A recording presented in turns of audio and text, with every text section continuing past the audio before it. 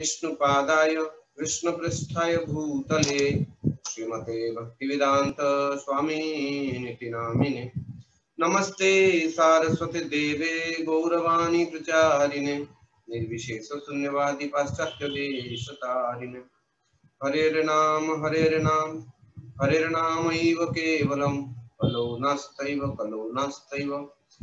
नास्तैव गतिरन्यथा। जय श्री कृष्ण चैतन्य प्रभु नित्यानंद श्री अद्वैत गदाधर शिवासादि गौर भक्तवृंद। हरे कृष्णा कृष्णा कृष्णा हरे हरे, हरे राम राम राम हरे हरे। हरे कृष्ण। ओम नमो भगवते वासुदेवाय। ओम नमो भगवते वासुदेवाय। ओम नमो भगवते वासुदेवाय। हरे कृष्ण। तो आज हम लोग श्लोक संख्या 26 कैंटो 4 चैप्टर 2 और श्लोक संख्या 26 से हम लोग शुरू कर रहे हैं। सर्वभक्षादिजा वृत्तै जित विद्या तपोव्रतः वित्तो देहि इंद्रिया राम याचका विचन्ति यह। तो कल जहां हम लोग रुके थे वहीं से कथा प्रारंभ कर रहे हैं। लेकिन इस प्रसंग के शुरू करने के पहले मैं कल मैत्रेय जी के बारे में कुछ कहा था और मैत्रेय जी इस कथा को विदुर जी को सुना रहे हैं और हरिद्वार का क्षेत्र है, इसलिए मैं चाहता हूं कि मैत्रेय जी के बारे में थोड़ा हम लोग को श्रवण करें, क्योंकि जो व्यक्ति वक्ता है, वक्ता के विषय में श्रद्धा होना बहुत आवश्यकता है। जैसे कि भगवान ने भगवत गीता कहा था तो अर्जुन को पूर्ण श्रद्धा था। हम गुरु महाराज से श्रवण करते हैं तब जाके फल को प्राप्त करते हैं, क्योंकि गुरु महाराज में हमारी श्रद्धा होती है। तो इसी प्रकार श्रीमद् भागवतम में ऑटोमेटिक श्रद्धा है, लेकिन श्रद्धा का एक दूसरे स्तर पे लेके जाने के लिए जो वक्ता है, यहाँ पर जो वक्ता है, ये सुखदेव गोस्वामी कथा कह रहे हैं, लेकिन सुखदेव गोस्वामी किसका वार्तालाप को कर रहे हैं? मैत्रेय जी और विदुर जी संवाद। तो ये मैत्रेय जी के विषय में थोड़ा सा श्रवण करेंगे कि ये जो मैत्रेय जी है ये कौन है? व्यास के पिता महर्षि पराशर के शिष्य हैं और वे व्यास देव के मित्र भी थे। और इस तरह से वे मैत्रेय जी एक विद्वान दार्शनिक थे, किंतु वे भगवान के शुद्ध भक्त नहीं थे। ये एक विशेष पॉइंट हमको जानने की आवश्यकता है। मैत्रेय जी एक क्या थे? वे विद्वान दार्शनिक थे, लेकिन एक शुद्ध भक्त नहीं थे।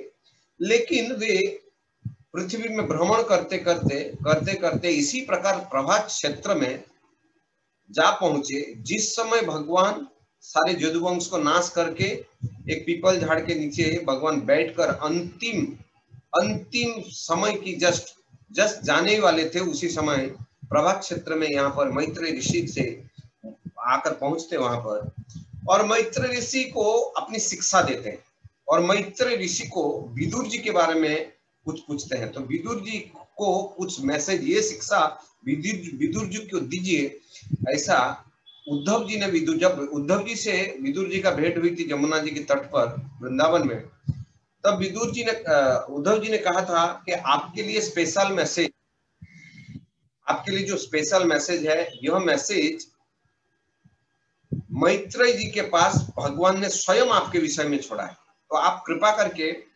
वृंदावन से हरिद्वार जाइए। तो मैत्रेय ऋषि के बारे में और एक प्रकार के मैत्रेय जी संसार का भ्रमण करते थे, वो दार्शनिक थे, लेकिन एक शुद्ध वैष्णव नहीं है। एक आचार्य श्रील प्रभुपाद के हिसाब से टीका के अनुसार वो टीका करते हैं कि वो शुद्ध वैष्णव में नहीं थे।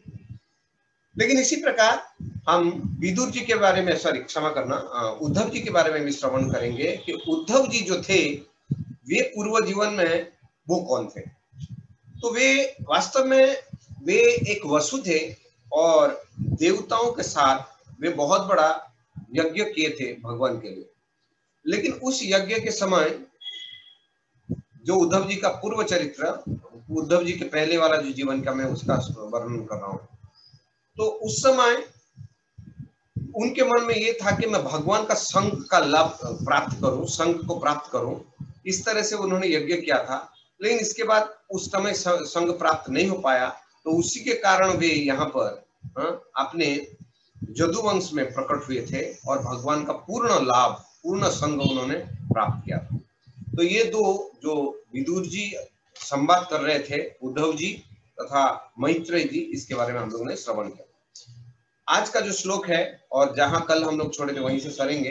यहाँ मतलब सर्वभक्षा द्विजा वृत्ति धृतो विद्या तपोव्रतः वित्तो देहे इंद्रिया राम याचका विचरन्ति यः। तो हम लोग जानते हैं किस तरह से कि नंदी जी श्राप दे रहे हैं ब्राह्मणों को, क्योंकि ये ब्राह्मण जो है वो यज्ञ स्थान में बैठे हुए थे।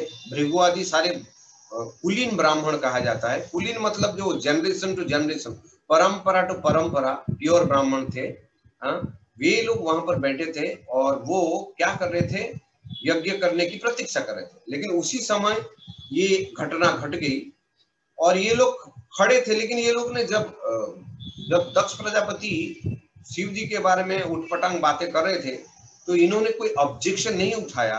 इसी के कारण यहाँ पर नंदी जी को गुस्सा आया और वो ब्राह्मणों को श्राप देने लगा।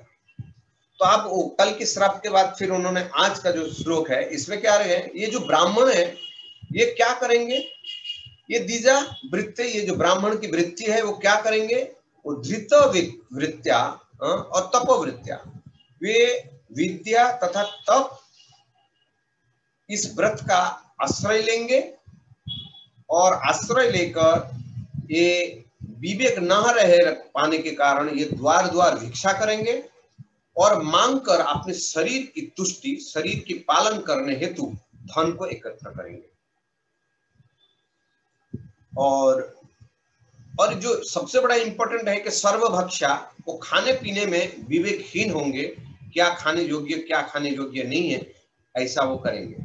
तो तात्पर्य आज हम लोग थोड़ा सा, क्योंकि टोटल 35 श्लोक में से 26, तो करीबन 9 श्लोक का आज हम लोग ये अध्याय को कंप्लीट करेंगे, जहां पर ये दक्ष द्वारा शिव जी का श्राप, तो ये आज हम लोग कंप्लीट करने का प्रयास करेंगे। इसलिए तात्पर्य बहुत समझना जरूरी है, क्योंकि मैंने सारे तात्पर्यों को बहुत अच्छी तरह से पॉइंट टू पॉइंट पढ़ के उसका नोट करके रखा हूं। और श्रील प्रभुपाद बहुत सुंदर तात्पर्य लिखते हैं। तो उसी हिसाब से श्रील प्रभुपाद इस श्लोक का तात्पर्य हम लिखते हैं कि नंदीश्वर जो थे वो ब्राह्मणों को तीसरा श्राप दिया और यह कलियुग में लागू होता है। तो नंदी जी का जो ये श्राप है, ये तीसरा श्राप क्या था कि वे विद्या और तप आदि व्रत का आश्रय लेंगे। तो तथाकथित ब्राह्मण पर ब्रह्म के स्वरूप को समझने में कोई रुचि नहीं दिखाते। पर ब्रह्म का अर्थ है भगवान कृष्ण, भगवान विष्णु।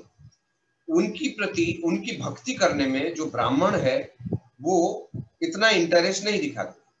यद्यपि ब्राह्मण का अर्थ है ब्रह्म जानती इति ब्राह्मण, जिसने ब्रह्म को जान लिया या उसके विषय में पढ़ लिया उसको ब्राह्मण कहते।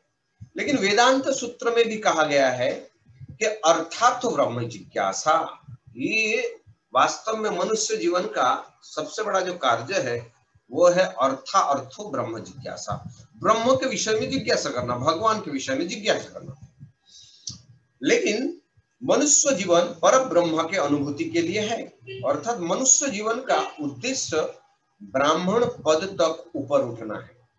दुर्भाग्यवश आधुनिक ब्राह्मण अथवा तथाकथित ब्राह्मण परिवारों में उत्पन्न ब्राह्मण अपने अपने व्यवसायिक कर्म को त्याग चुके हैं।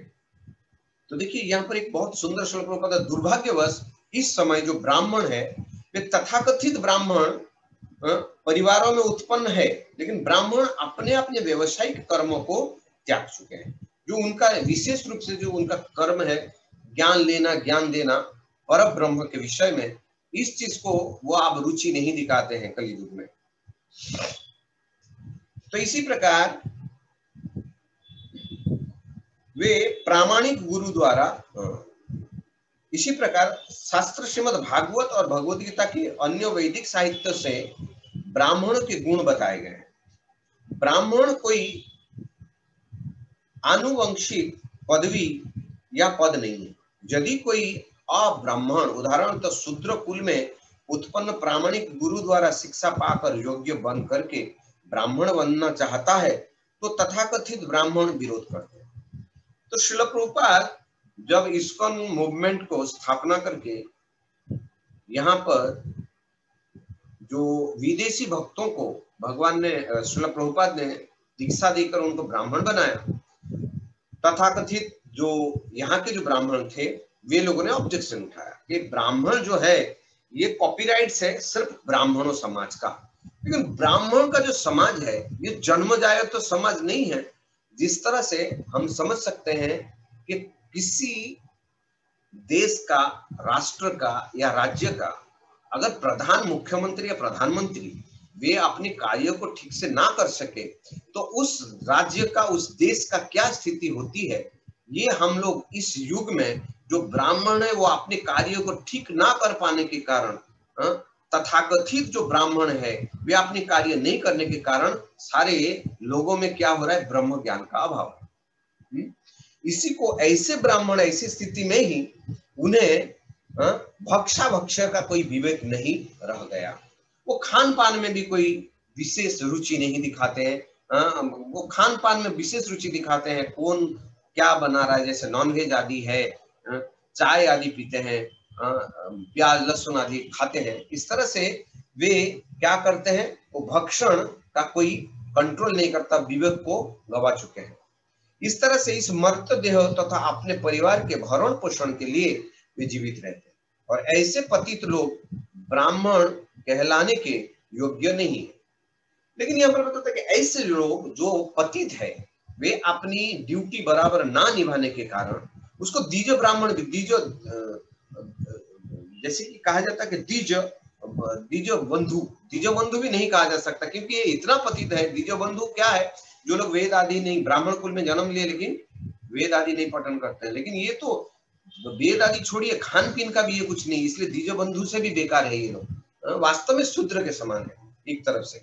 तो आधुनिक युग में ऐसी स्थिति आ गई है, तो इसीलिए चैतन्य महाप्रभु ने इस नियम को घोर निंदा किया। हालांकि चैतन्य महाप्रभु कहते हैं कि वे जो परमानंद राय है, रामानंद राय के वार्तालाप के दौरान वो कहते हैं कि मनुष्य चाहे ब्राह्मण कुल में उत्पन्न हुआ हो या शूद्र कुल में, चाहे वो गृहस्थ हो या सन्यासी, यदि वो कृष्ण विज्ञान जानता है तो वो गुरु बनने के लायक है। और इसी प्रकार चैतन्य महाप्रभु के बहुत सारे शिष्य थे और देखने जाएंगे उसमें एकाध कभी ब्राह्मण हुआ तो हुआ, लेकिन ज्यादातर शूद्र थे। उनमें जैसे कि हरिदास ठाकुर चौवन कुल में जन्म लिए थे, राय रामानंद वो एक क्षत्रिय कुल में थे, और षड गोस्वामी में से रूप सनातन आदि आप लोग जानते हैं कि सब तरह से सारे सब ब्राह्मण में थे, लेकिन यहाँ पर एक मुस्लिम की सेवा करने के कारण वे इस सेवा से विवंचित हो चुके। तो इसीलिए चैतन्य महाप्रभु का प्रमुख छात्र होने के कारण वे ब्राह्मण समाज के से च्युत थे, किंतु उन्होंने उन्हें उच्च कोटि का वैष्णव बना दिया। तो कहने का तात्पर्य है कि हम इस चीज को समझने का प्रयास करना चाहिए कि ब्राह्मण जो है ये जन्म जायते कोई ब्राह्मण नहीं हो सकता है। जैसे कि किसी के घर में एक कोई व्यक्ति डॉक्टर बन गया तो उसके बाद में जितना उनकी संतान के पीढ़ी जनरेशन बनेगा, हर कोई डॉक्टर नहीं बन सकता जब तक वो डिग्री और पढ़ाई को कंप्लीट करके ना हो जाता। इसी प्रकार ब्राह्मण, जब ये डॉक्टर का परंपरा नहीं बन सकता, इसी तरह ब्राह्मण का भी परंपरा नहीं बन सकता जब तक उस ब्राह्मण की परंपरा को ठीक ठीक से पालन करने वाला। मैं आपको एक वराह पुराण में श्रील प्रभुपाद इसी को तात्पर्य में वराह पुराण से कोट करते हैं। ये आप लोग पारपट समझ सकते हो। श्रीमद् भागवत में प्रथम स्कंध 18 अध्याय और 47 श्लोक के सेकंड पैराग्राफ, लास्ट पैराग्राफ में श्रील प्रभुपाद लिखते हैं कि ये जो ब्राह्मण है, वराह पुराण के अनुसार ये जो ब्राह्मण है, ये ब्राह्मण और कोई नहीं है कलियुग में। ये पूर्व समय में असुर के कुल में जन्म लिए थे, लेकिन कृष्ण ने सारे असुरों की हत्या नहीं कर पाए, इसीलिए ये असुरों को कलियुग में ब्राह्मण कुल में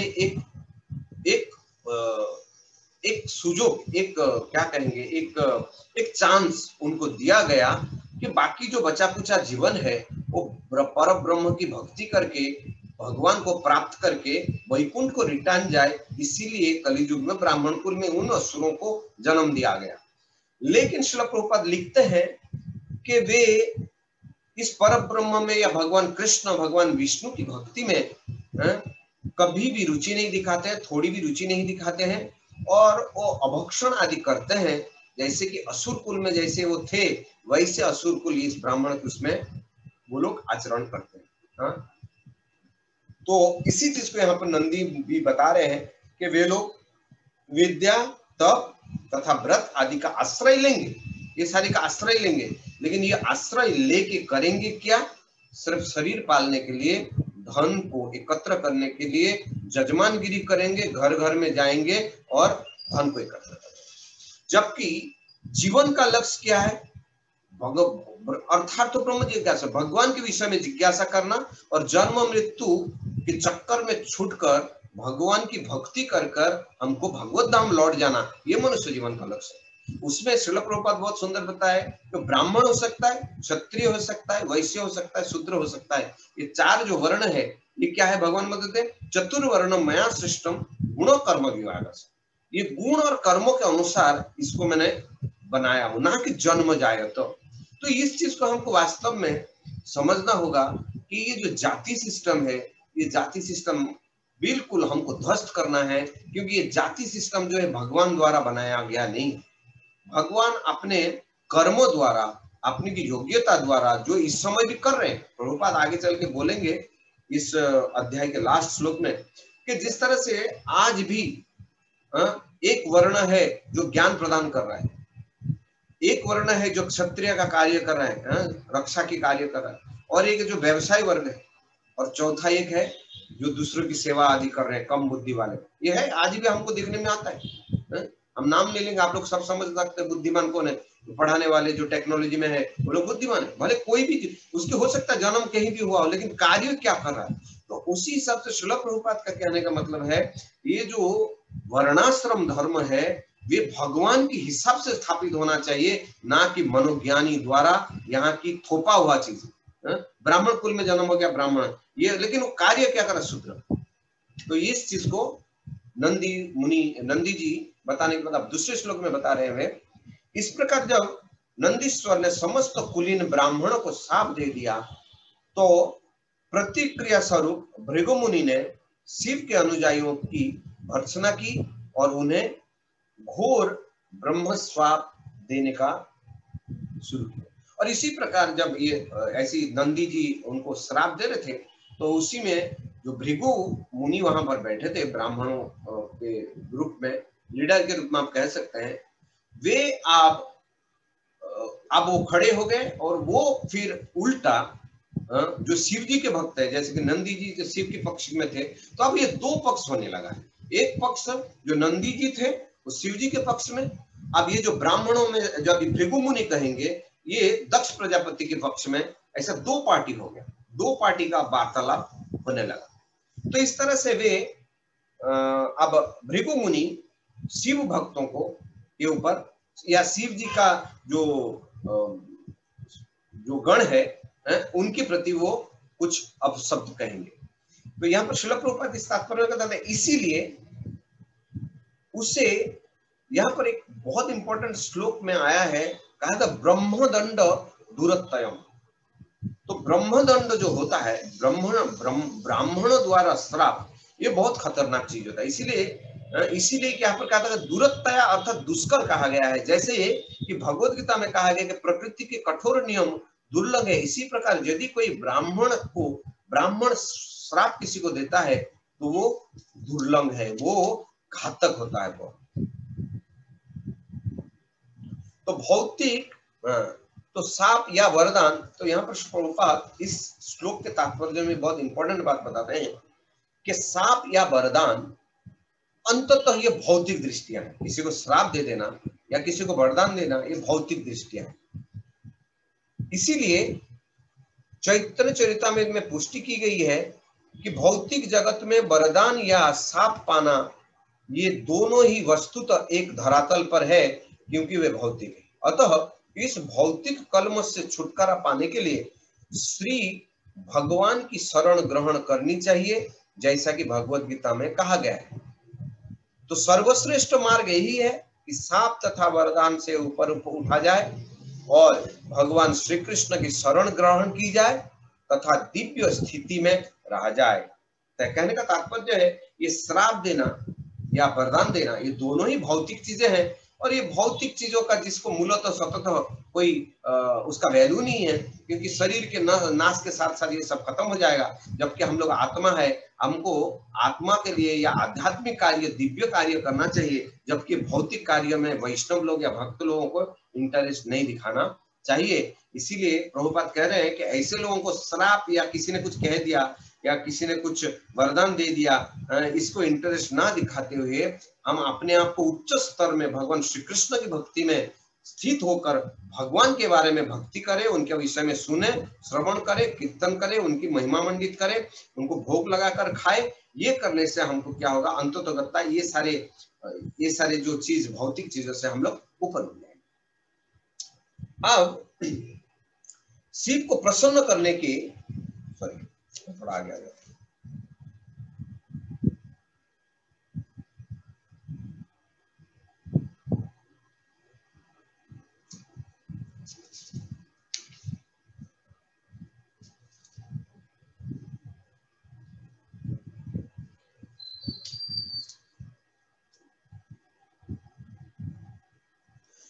तो जो शिव को प्रसन्न करने का व्रत धारण करता है अथवा जो ऐसे नियमों का पालन करता है, वो निश्चित रूप से नास्तिक होवे और दिव्य शास्त्रों के विरुद्ध आचरण प्रस्तुत करेंगे या करने वाले हैं।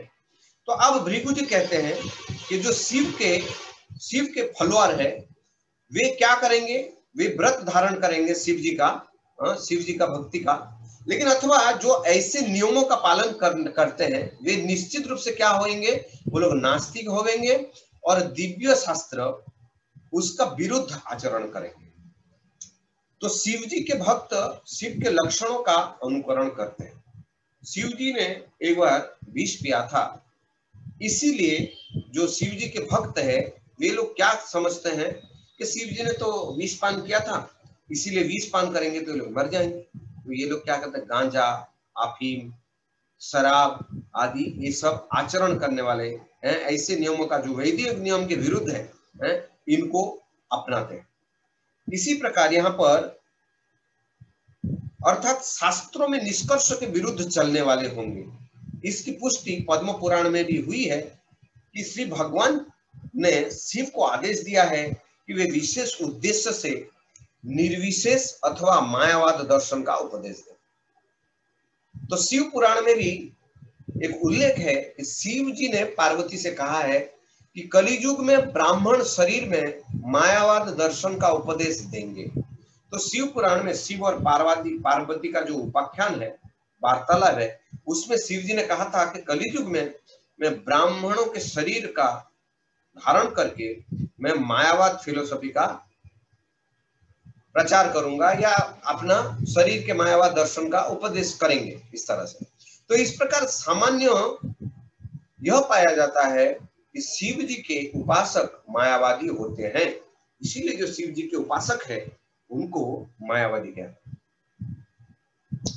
तो भृगु मुनि ने शाप दिया कि शिव के आराधक इस मायावाद असत शास्त्र के अनुयायी हो जो सिद्ध करने की प्रयास करता है कि श्री भगवान निर्गुण है। और एक चीज है, ये ब्राह्मण ये जो शिव जी के भक्त है, ये निराकार ब्रह्म या निर्गुण भगवान जो निराकार रूप है, भगवान दोनों गुण में है, निराकार में भी है और साकार रूप में है, लेकिन ये निराकार रूप का ऐसा अनुयायी वो लोग क्या करेंगे, निर्गुण का प्रसार प्रचार करेंगे। और इससे अतिरिक्त शिव के उपासकों का एक संप्रदाय अत्यंत, और इसके अलावा ये तो ठीक है, एक निराकार ब्रह्म का वो लोग उपासक करेंगे, इसके अलावा और एक गोष्ठी बनेंगे और एक ग्रुप बनेंगे। जो ग्रुप क्या करेंगे, वे संप्रदाय अत्यंत राक्षसी जीवन के व्यतीत करता है, मतलब और एक जो होंगे भगवान शिव के जो फॉलोअर, वे राक्षस जैसे व्यवहार करेंगे, खाने पीने, शराब पीना, तांत्रिक विद्या आदि जो है वे एक गोष्ठी ये भी बनेंगे, ऐसा भृगु मुनि ने उनको श्राप दिया। तो जो शिव की पूजा का व्रत लेते हैं वे इतने मूर्ख होते हैं कि वे उनके अनुकरण पर उनके शरीर पर लंबे केश धारण करते हैं और शिव की उपासना की दीक्षा ले लेने के बाद वे मदिरा, मांस तथा अन्य ऐसी ही वस्तुएं खाना पीना पसंद करते हैं। तो ये भी श्राप है कि जो शिव जी के फलवार होंगे वो जटा आदि जो केस है वो बढ़ा देंगे, जटा आदि बहुत बढ़ा देंगे और वे शिव जी की परंपरा से दीक्षा भी ले लेंगे, लेकिन दीक्षा लेने के बाद वे क्या कहेंगे, मांस, मदिरा आदि का भक्षण करेंगे। तो इसमें कृपया कोई गलत ना समझे, किसी का कुछ प्रश्न होगा तो कृपया पूछ लेना, क्योंकि ये बहुत डेडिकेटेड चीज है। गुरु महाराज ने एक बार कहा था कि शिव जी और भगवान के बीच में का जो अंतर है उसके ऊपर जो प्रवचन करना है या उसको समझना, ये बहुत डेडिकेटेड भक्त होना चाहिए तो समझ पाएंगे। हाँ, शिव जी में कोई दोष नहीं हो रहा है, यहाँ पर ध्यान पूर्वक सुनिए। शिव जी की यहाँ कोई दोष नहीं है, शिव जी के प्रति कोई ऐसा भाव नहीं है, हमने पहले ही कह दिया है। ओके, शिव जी के प्रति जो दो होगा, नंदी जी ने भी कह दिया उसका दशा क्या होगा, लेकिन हमारे यहाँ शिव जी के प्रति नहीं। लेकिन जो श्राप यहाँ पर भृगु मुनि दे रहे हैं शिव भक्तों नंदी आदि के प्रति, उसका व्याख्या हम लोग खाली कर रहे हैं।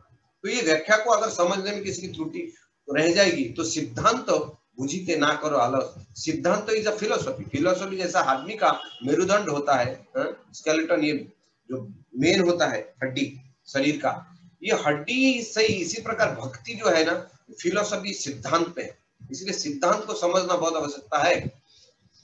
तो एनीवे इसमें किसी का अगर कुछ प्रश्न वगैरह रह जाएगा तो बाद में पूछ लेंगे। आप तो 10 मिनट का समय भी आ गया है, लेकिन हम लोग को काफी आगे बढ़ना है। एनीवे मैं थोड़ा आगे जाऊंगा और नहीं कंप्लीट कर पाया तो फिर आप लोग ज्वाइन कर जाना जूम वाले।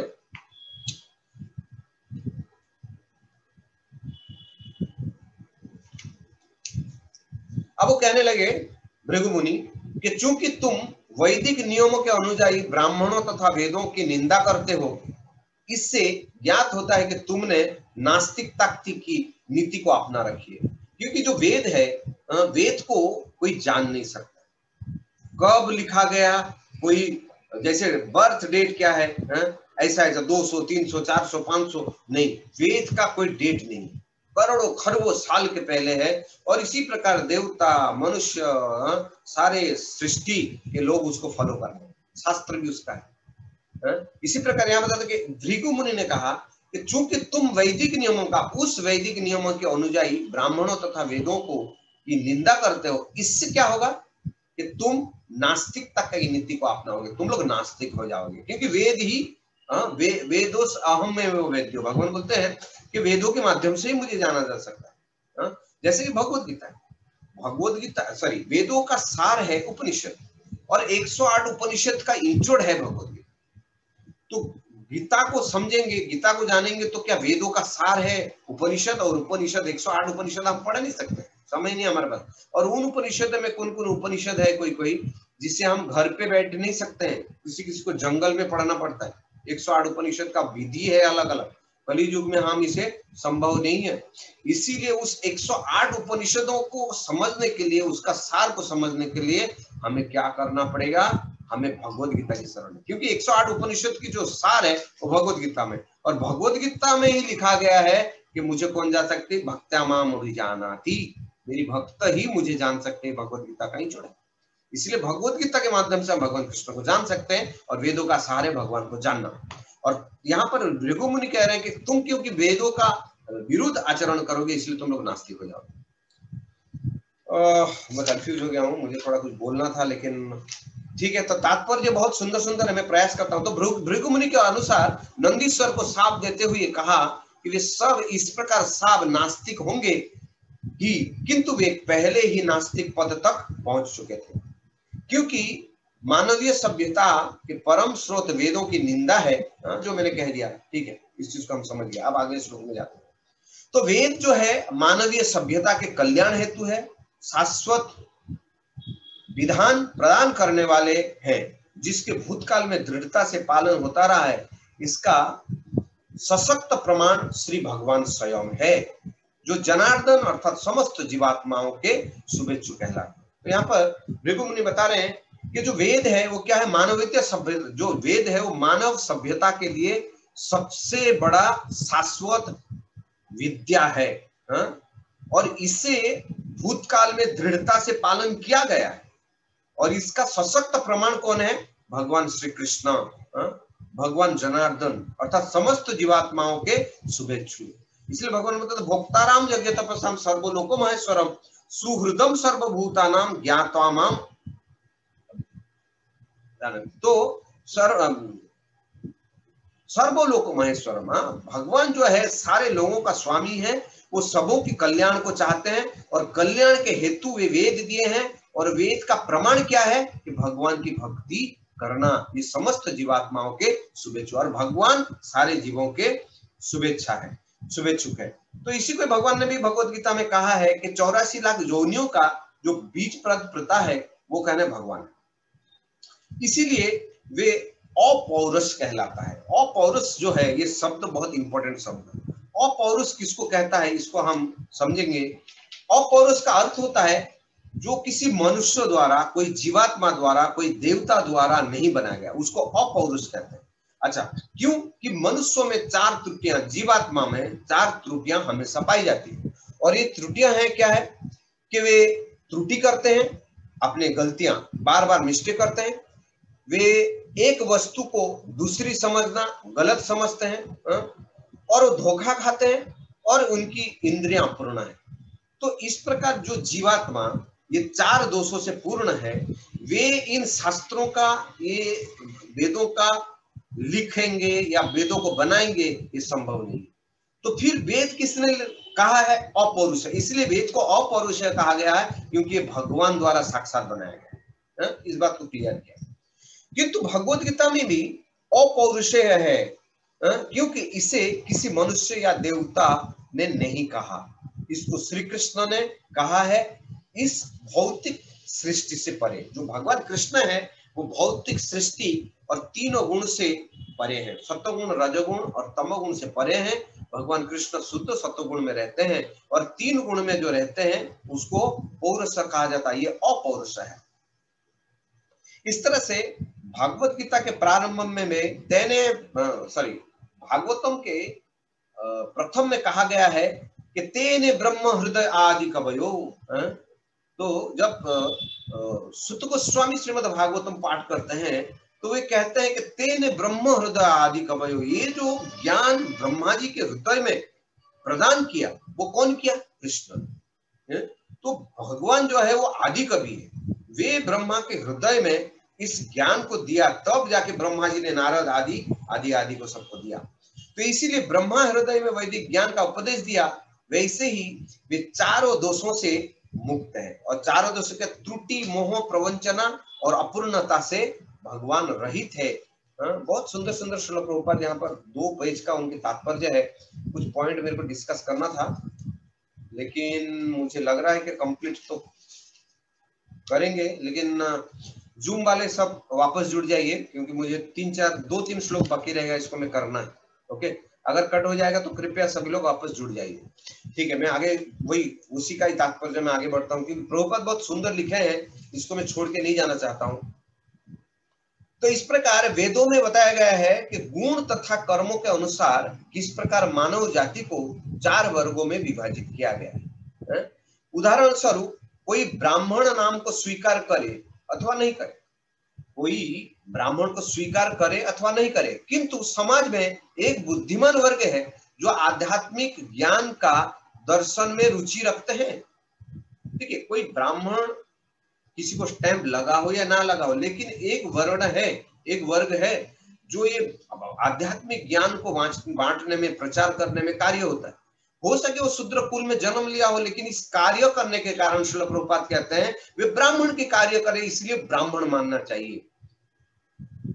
इसी प्रकार प्रशासन चलाने की, अन्यों पर शासन करने में रुचि रखता है, उन्हें क्षत्रिय कहा जाता है। और एक दूसरा वर्ग कहते हैं जो डिफेंस आदि में है, डिफेंस मिनिस्टर है, वे क्षत्रिय है। भले वो कुछ किसी कुल में जन्म लिया, यहाँ पर कुल की बात बिल्कुल नहीं आ रही है, यहाँ पर कर्म की बात आ रही है, वर्तमान जो कार्य कर रहा है।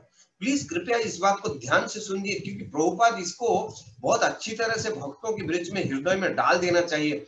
हम लोगों के बीच में जो जात पात को लेकर जो जो क्या बोलेंगे, वो पिशाची जो है, भूत प्रेत जैसा हृदय में बैठा है, इसको निकाल के फेंकना बहुत आवश्यक है। एक ही जाति है, वो मनुष्य का जाति, और मनुष्य का जाति होने के नाते जो भगवान का नाम ले रहा है, 4 नियम का पालन कर रहा है, उसको वास्तव में वैष्णव बनना चाहिए, उसको ब्राह्मण मानना चाहिए। तो इस चीज को प्रभुपाद यहाँ पर सिखा रहे हैं, तो इसको हमको कृपया ध्यान पूर्वक समझ लेना चाहिए कि हम किस कुल में जन्म लिए उसकी इंपॉर्टेंट नहीं है, हम कार्य क्या कर रहे हैं। तो इसलिए मैं ये 4 पॉइंट को बहुत अच्छी तरह से इसको पहले से पढ़ के इसको रखा है कि मैं चाहता हूं कि आप लोग इसको समझो। तो इसी प्रकार जो आर्थिक विकास या व्यापार उद्योग में अर्थोपार्जन में रुचि रखते हैं, जिन्हें वैश्य कहते हैं, एक ऐसा भी वर्ग है जो ना तो बुद्धिमान है, ना पराक्रमी है, और ना उसमें आर्थिक विकास करने की क्षमता है। अल्प बुद्धि होते हैं, उनके पास धन नहीं होता है, बिजनेस नहीं कर पाते हैं, लेकिन जिसके पास बिजनेस है उनकी सेवा करते हैं, डिफेंस में ज्वाइन कर जाते हैं, या डिफेंस में जो कार्य करते हैं उनकी सेवा करते हैं। जो उच्च वर्ग है, जो पढ़ाई वगैरह में कराते हैं, जो ज्ञान देते हैं, उनकी सेवा करना चाहते हैं। इसका मतलब जो हमारे हिसाब से, इनके हिसाब से क्या है, जिसको हम लोग क्या कहते हैं, उनको हम लोग ब्राह्मण, क्षत्रिय, वैश्य, शूद्र।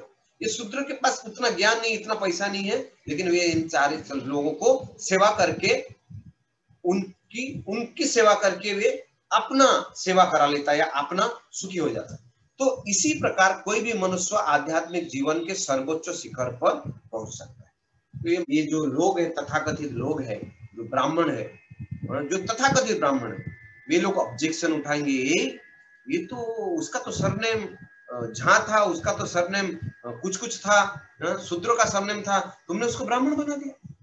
तो टैग लगाने से तुरंत जाग जाते हैं तथाकथित ब्राह्मण। ये बहुत बड़ा एक जहर है वास्तव में इस संसार में।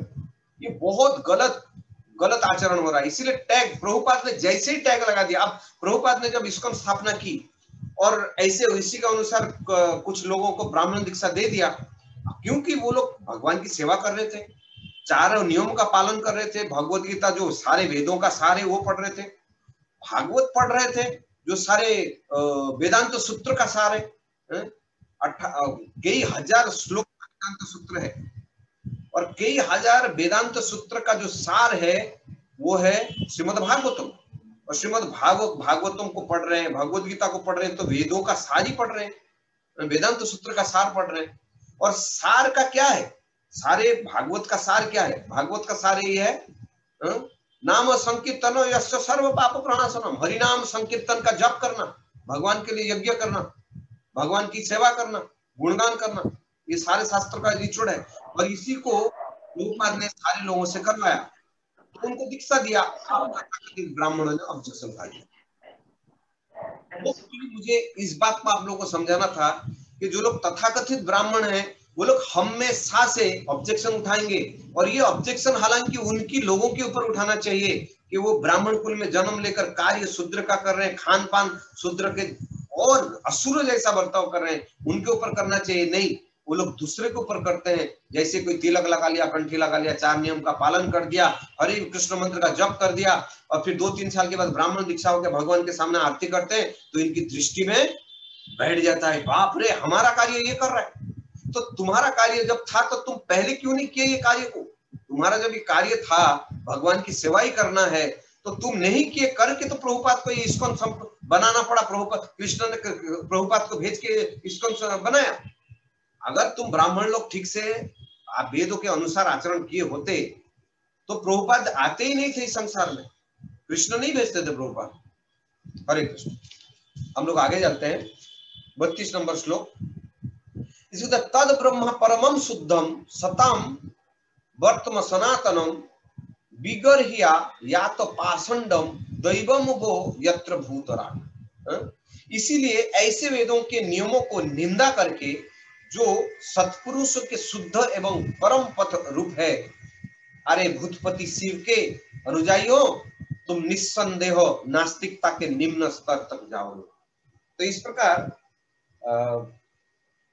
यहाँ पर भृगु जी कह रहे हैं कि ऐसे वेदों का नियमों की निंदा करके जो जो इतना सुंदर मानव समाज के लिए एक सुंदर ज्ञान दिया गया, तुमने उसकी निंदा किया। अतः ऐसे सत्पुरुषों के शुद्ध एवं परम पथ स्वरूप ऐसी भूतपति शिव के अनुयायियों, तुम निस्संदेह नास्तिकता के निम्न स्तर तक जाओगे। नास्तिक और नास्तिकता में बिल्कुल कैटेगराइज, बिल्कुल लो हो जाओगे। अब मैत्रेय जी इस चीज को कह रहे हैं कि जब शिव जी इस प्रकार अपने अनुयायी दक्ष एवं भृगु के दलों के बीच साप और प्रतिसाप चल रहा था, तो शिव जी अत्यंत खिन्न हो उठे और बिना कुछ कहे अपने शिष्यों सहित यज्ञ स्थल छोड़कर चले गए। देखिए यहाँ पर प्लीज ध्यान पूर्वक सुनिए, 2 श्लोक है खाली, ओके, लेकिन शिव जी के चरित्र के ऊपर थोड़ा सा सोचिए कि शिव जी कैसा चरित्र है। वास्तव में शिव का मतलब है मंगलमय, और शिव का चरित्र, क्या चरित्र दिखाया यहाँ पर। देखिए शिव जी के दल के लोग लड़ रहे थे, वहां दक्ष प्रजापति के दल के लोग लड़ रहे थे, लेकिन शिव जी ने किसी का अनुमोदन नहीं किया। वो खिन्न जरूर उठे। क्यों खिन्न हुए उठे? कि ये बकवास चल रहा है, इससे किसी की भलाई होने वाला नहीं है। वो वास्तव में वैष्णव चूड़ामणि है। उन्होंने वैष्णव चूड़ामणि का टाइम पे उन्होंने प्रयोग किया और दिखाया, अपने क्या बोलते हैं ना कि आचरण करके दिखा दिया। शिव जी ने कुछ ऑब्जेक्शन नहीं लिया, किसी का कुछ, किसी को एक शब्द नहीं कहे, और इस तरह से उन्होंने बोला ये वास्तव में दोनों बेकार है, साप प्रतिसाप दोनों बेकार है, इससे मुझे कोई इंटरेस्ट नहीं है।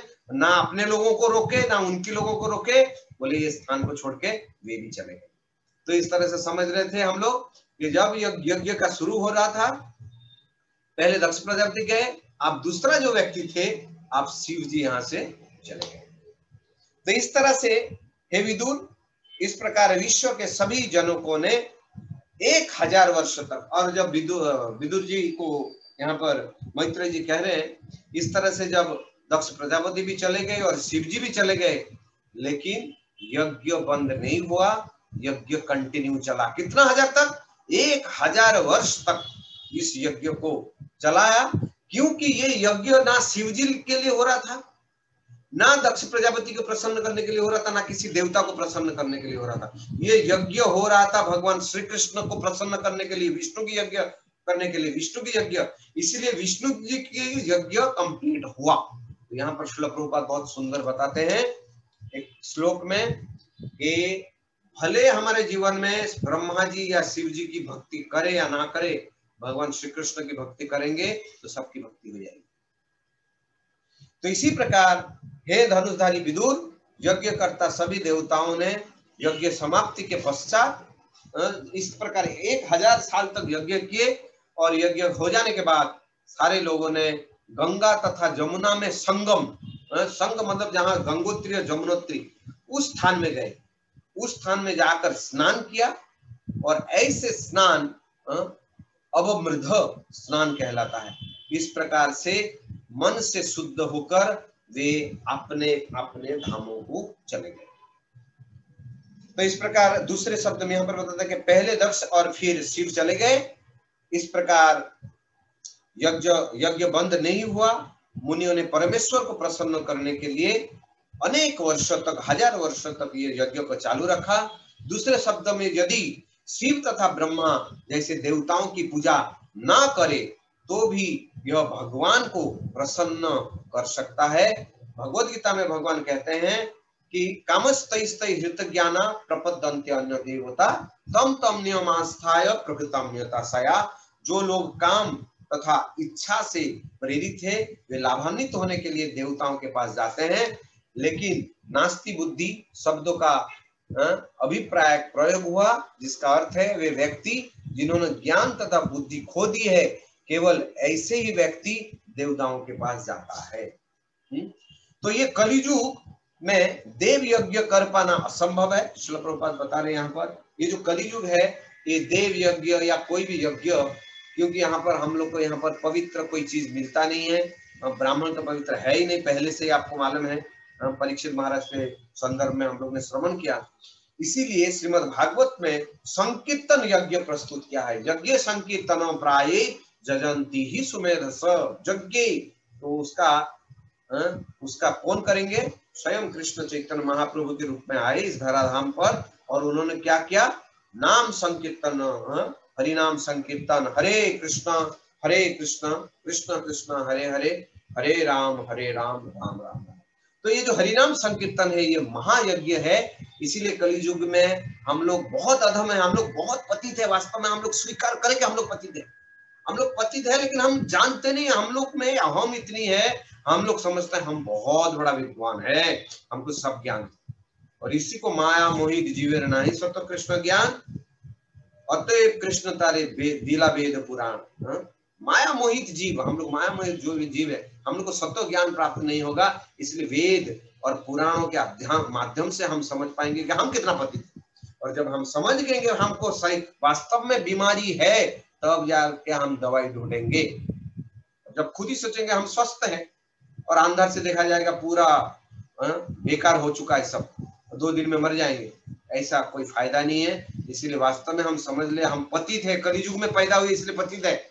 लेकिन पतित को हम महान बना सकते हैं अगर सारे वेदों का सारे हरिनाम संकीर्तन, इस हरिनाम संकीर्तन को अगर हम करें, हरे कृष्ण कृष्ण कृष्ण हरे हरे, हरे राम राम राम हरे हरे, चैतन्य महाप्रभु द्वारा बनाया गया इस हरिनाम संकीर्तन को अगर हम वास्तव में करेंगे तो निश्चित रूप से जितने सारे वर्ण है, आश्रम है, वे सारे लोग अंततोगत्ता एक ना एक दिन भगवत धाम को फिर लौट जाएंगे। और यही मनुष्य जीवन का सबसे बड़ा उद्देश्य है। तो इसी प्रकार हम लोग ने अध्याय 2 का कथा प्रारंभ किया। कल से हम लोग अध्याय 3 का कथा प्रारंभ करेंगे, जहां पर शिव तथा सती के बीच में संवाद होगा। हरे कृष्ण। श्रील प्रभुपाद की जय। निताय गौर प्रेमानंदे।